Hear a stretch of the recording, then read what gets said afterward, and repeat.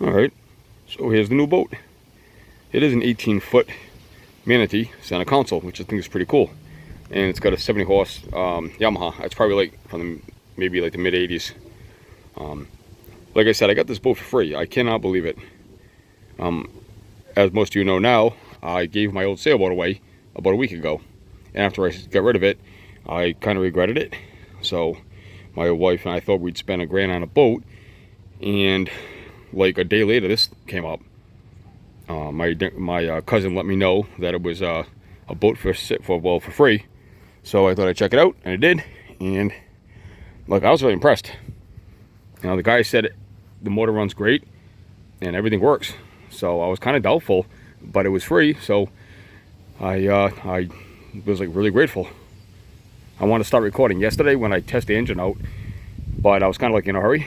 But nevertheless, I did test the engine out and it started up. It was great. I can't believe I got this boat for free.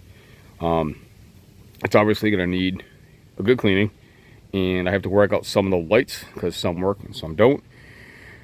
Hydraulics on the motor work great. I am going to power wash the boat today. I only have like about half an hour because I'm going to a show tonight with my son. But I do want to get it power washed. That way they'll dry, and tomorrow I can sand, you know, inside the cockpit and get ready to do the next steps. There's a lot of holes you'll see right over here, and like it's kind of, you know, wear and tear for this boat of the age. It is 86, I believe. So I can use some I'm just going to use some marine filler, the polyester filler, and once that's done I'll be able to sand again, prime, and paint. And you know, we'll take you through the steps as we go along, restoring this with the hopes to have it on the water in maybe about a month. So all right, I'm going to quickly get the spray in this boat with the typical toilet bowl cleaner solution, because that works really good. I'm not worried about ruining the gel coat with the solution because it's in 1986 and it's obviously not new. So I'm not worried about a little bit of damage that the solution might do. I mean, it works really good, so that's what we're going to use. So I got about half an hour to get this thing cleaned and power washed. So let's go.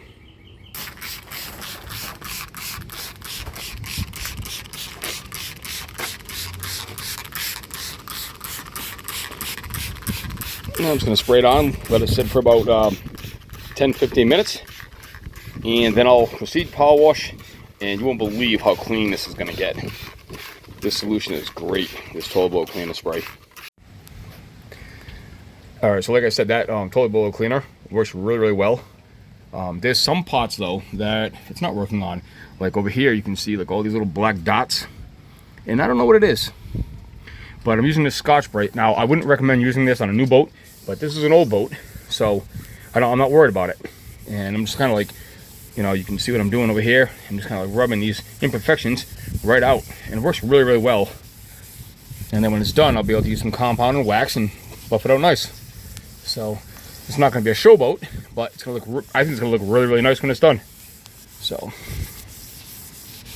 I mean, you can see, and then you just kind of like.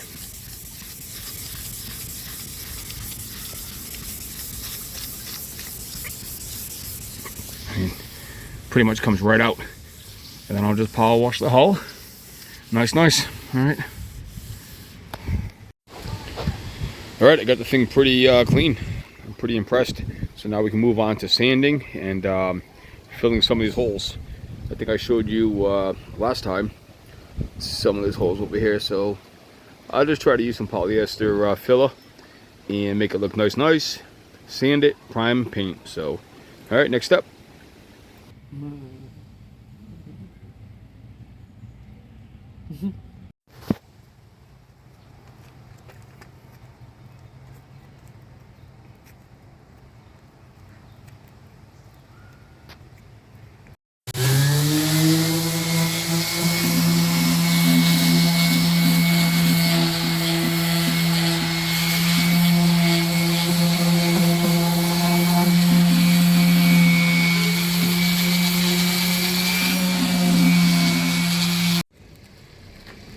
Alright, here's where we stand now. Everything's pretty much sanded down and I have all the holes filled with the polyester filler.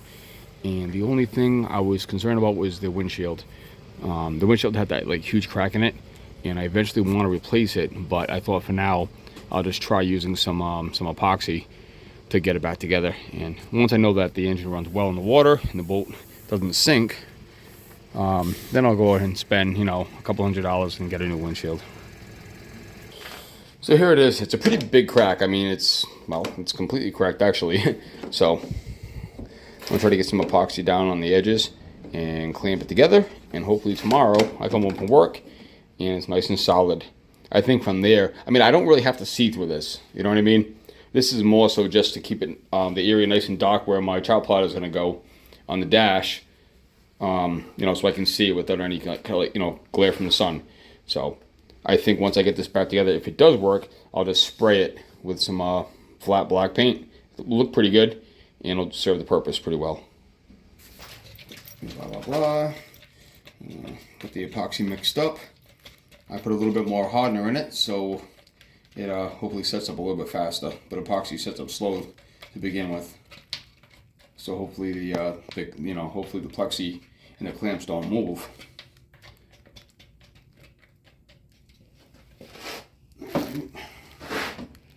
Man, I don't know how I just don't know about this actually.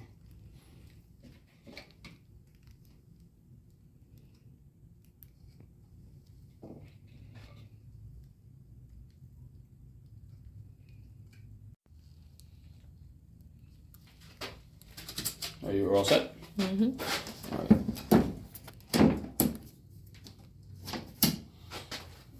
All right, I got the epoxy on the edges, and let's try to do this. I don't know if I feel confident, but it is what it is. Let's see what happens.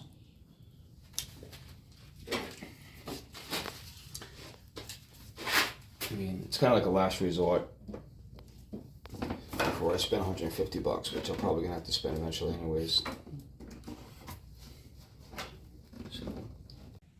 Alright, so it looks like the epoxy worked pretty well. It's back together, and I just attempted to clean it. Now, I don't know too much about plexiglass, but I tried using acetone on it, and when I did, pretty much everything turned white. So apparently, acetone is not good on plexiglass. So you can still see it. I mean, I got a lot of it off, but I mean, you can still see it. I'm gonna have to like wipe it down really good with just, I guess, soap and water. So I don't know, maybe I'll try alcohol. So anyways, I'm gonna wash that down, and then we're gonna paint it. All right, so I know this seems weird, but what I'm gonna do now is I'm actually gonna spray this windshield with a flat black spray paint. Now, I mean, you're not really gonna be seeing through this windshield to begin with.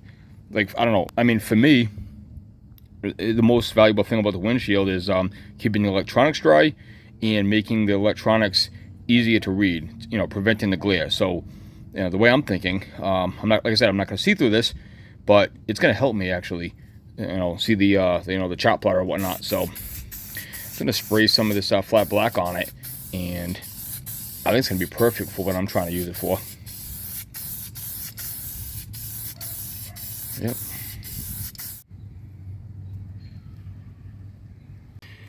All right, so here we are. I got everything cleaned up and washed down with acetone, and now we can start putting down this 123 primer.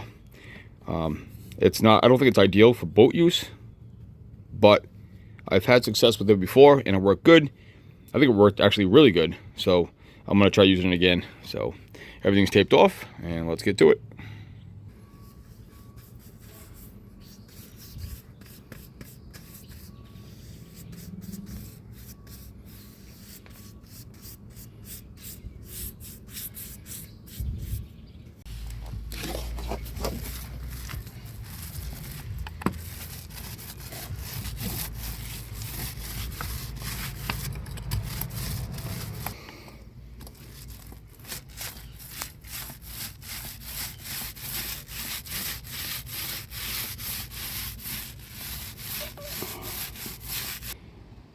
Alright, so I got the priming done with that 123 primer, and it came out pretty awesome.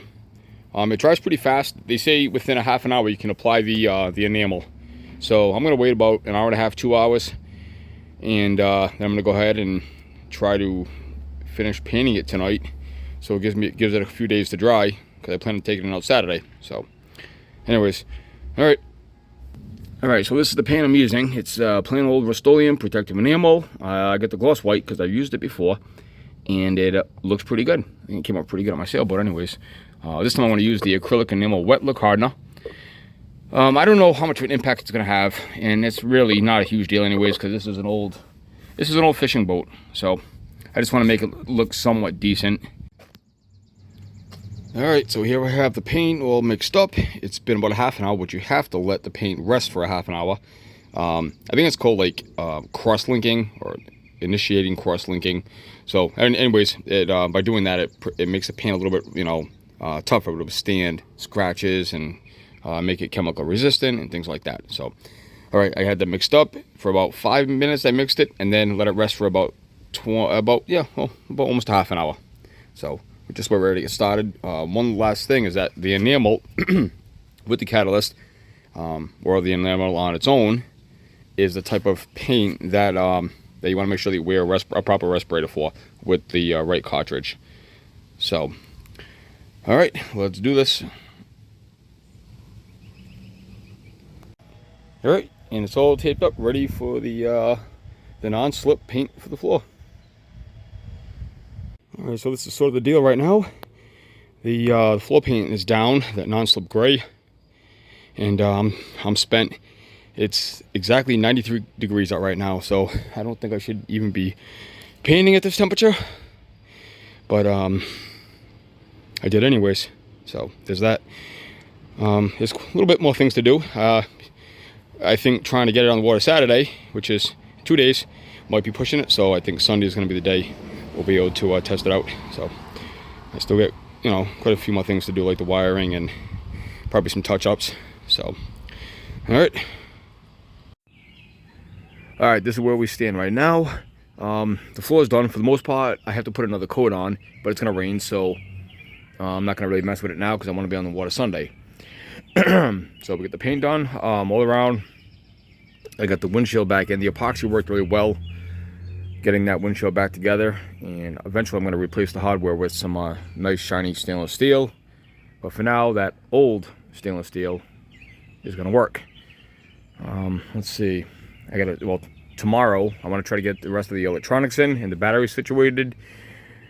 I also have to replace the rebuild the seat and the backrest on that center console, and I have to do some plates to cover the fuel tank. The final thing I'll have to do tomorrow before getting on the water Sunday is replace the impeller on the engine and the lower unit gear lube. So I don't think we have a ton left to do, but it will be a busy day tomorrow trying to get as much done as I can as a training, so it's gonna be fun. Well, anyways, all right, so many videos how to do it. There's really no reason for me to go ahead and bore you and explain how I did it or how I'm doing it. But anyways, I'm about halfway through. I got the lower apart, so let's just get it back together.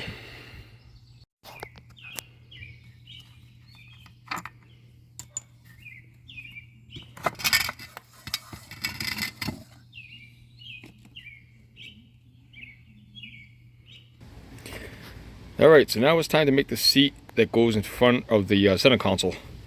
So I had a template, the old one, and I don't know where the hell I put it. So I'll just measure it out. I'll do that, and I'll probably do a backrest too. It didn't initially have one, I don't think. But we'll do that, make it look kind of cool, and make it pretty functional. I also have picked up a piano hinge, stainless steel. It's gonna go here, so we'll be able to lift it up and use this for storage, or maybe a small cooler or whatnot. So that'll be good. All right, let's do it. All right, so this may seem odd to most. It seems odd to me, but I'm just gonna use this cheap ass particle board. It's OSB. Is it gonna last long? Probably not. I am gonna waterproof it with polyester resin. But anyways, nevertheless, all right, let's measure it up. Let's see, we got 24.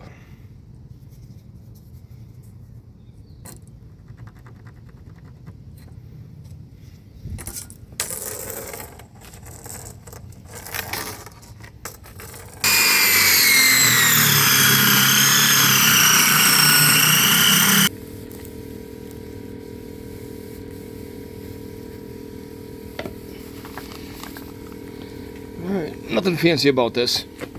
Nothing fancy about this. Just gonna slap it on. All right, so here's what I got going on for the cushions for the seats. It's some plain Jane. I don't know if it's memory. Well, I don't think it's memory foam. I don't really give a shit. It's what I had in the shop. So I'm gonna use because I already had it and it's free. So I'm just gonna use these double point staples to tack it in place, and then I'll put the vinyl. I'll wrap it in vinyl afterwards.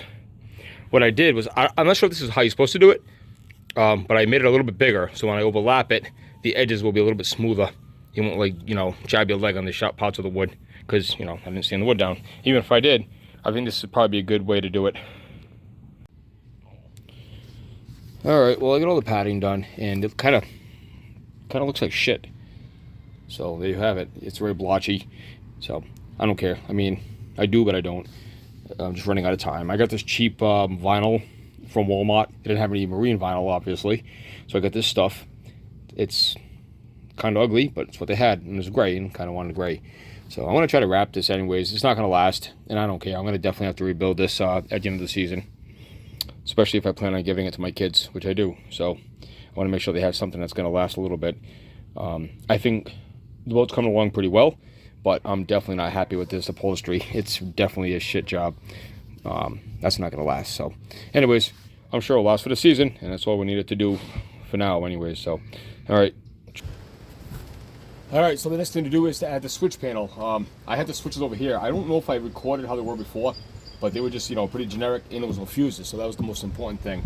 So this cheap Amazon special has fuses, and actually I used this before on the sailboat, if you remember, and I also used the a bus bar with it, so that was pretty nice. And when you organize the wires really nicely, and I actually did buy one for this boat, but I'm not going to install it yet because I want to take it out tomorrow, and I'm kind of rushing. So anyways, so I think what I'll do is I'll put it right over here. I'll measure it out, and I mean, it looks pretty basic to install without the bus bar, so should do the trick.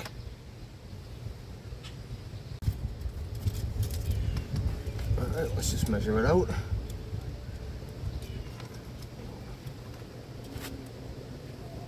All right, so I do have to apologize for the next part because I ended up rushing the rest of the project because I really wanted to get on the water as soon as possible. What I did use for painting the outside of the boat was the Total Boat Wet Edge. This is a 1-pot polyurethane.